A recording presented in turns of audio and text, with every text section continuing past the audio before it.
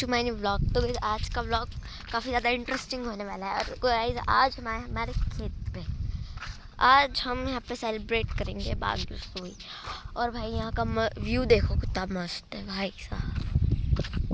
भाई सब इधर उधर कर रहे हैं, मतलब हमारे परिवार के सारे लोग इधर उधर, कोई उधर दाल बाटी बना रहा है, कोई इधर। और हमारा तो अभी कुछ भी नहीं हो पाया है, हम जस्ट अभी आए हैं।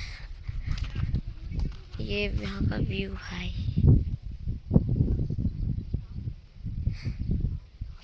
हमारे खेत पे मैं थर्ड या फिर सेकंड टाइम आई हूँ यहाँ पे। मैं इतना बहुत कम आई हूँ यहाँ पे, इतने ज़्यादा टाइम नहीं आया, तो इसलिए मुझे यहाँ का इतना कुछ पता नहीं है।